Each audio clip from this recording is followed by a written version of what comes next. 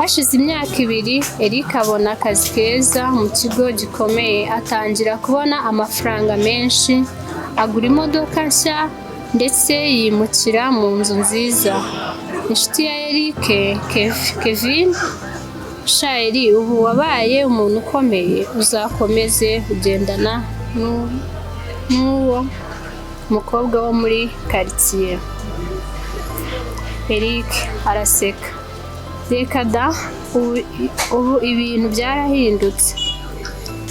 Diane ahura na Eric muri restaurant. Diane, Eric, maze iminsi utanyitaho, hari ikibazo. Eric, oya nta kibazo.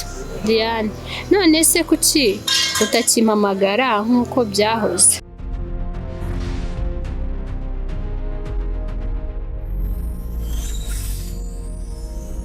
Muraho neza abakunzi ba Tradis Zone TV, nitwa Dusabe Jose.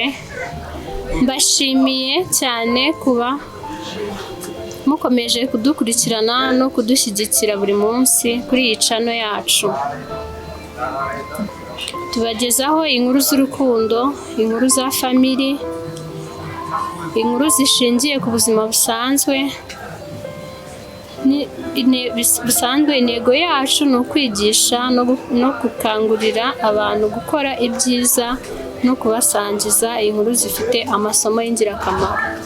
Mbere yo kubagezaho inkuru zacu, twabasabaga ko mwabanza gukanda subscribe na like na share kugira ngo tazacikanwa n'izindi nkuru zacu z'ubutaha.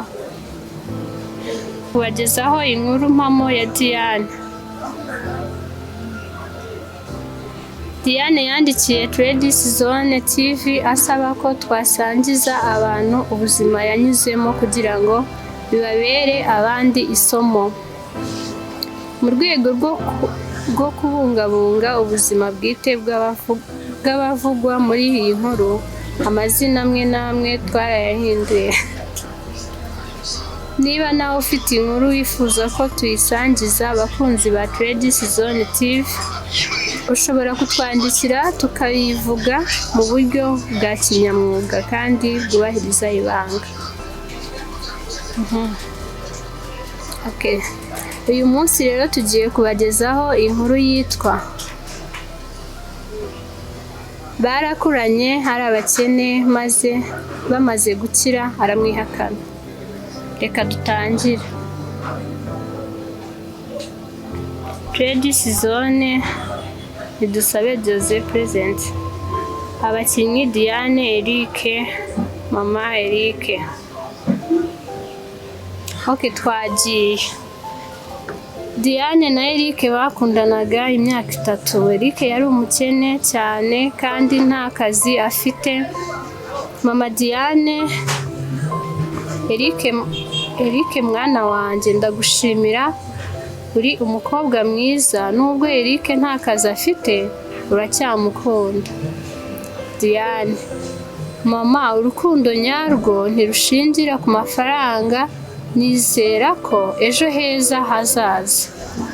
Eric, Diane, sinzi uko nabigushimira, uri umuntu unyizera kurusha abandi bose. Diane, ntuzacike intege Eric, nzi neza ko azagera kure.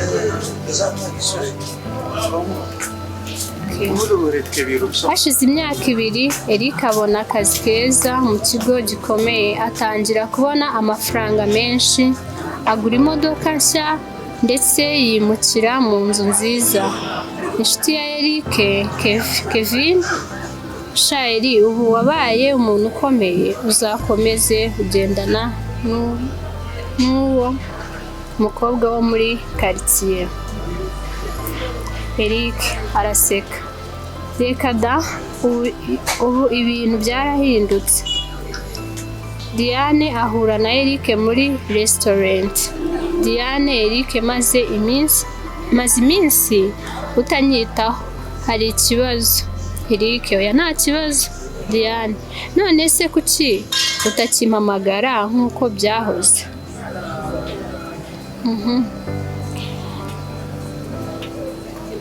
Eric: Diane, ngira ngo buri wese akwiye gukomeza ubuzima bwe. Diane: uvuze iki? Eric: mbabarira, ntabwo nkiri ku. Ahaguruka agenda.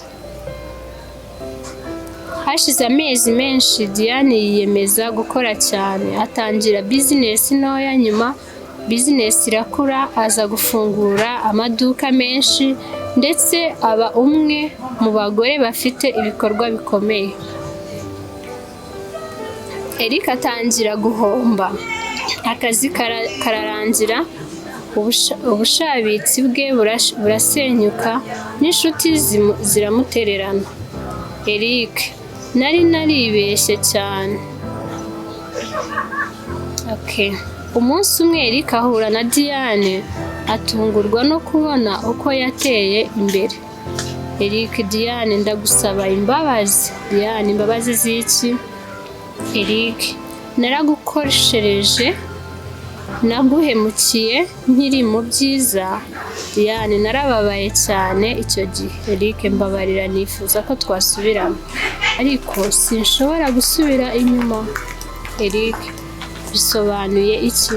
Diane: umuntu wadutereranye mu bihe bibi ntabwo aba akwiriye kugusanga mu byiza. Eric yubika umutwe hasi. Umusozo. Sabegeze present. Bakunzi ba Trade Zone, ese mwebwe mubitekerezaho iki?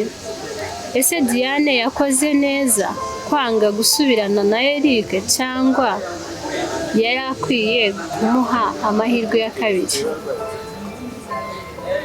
Andika igitekerezo cyawe muri comment. Niba wakunze iyi nkuru, kanda like, share na subscribe. Nanjye ndidusabe Jose. Mbashimiye kuba mwakurikiranye Trade Zone TV. Murabeho, tuzongera kubonana muri iyi nkuru nziza.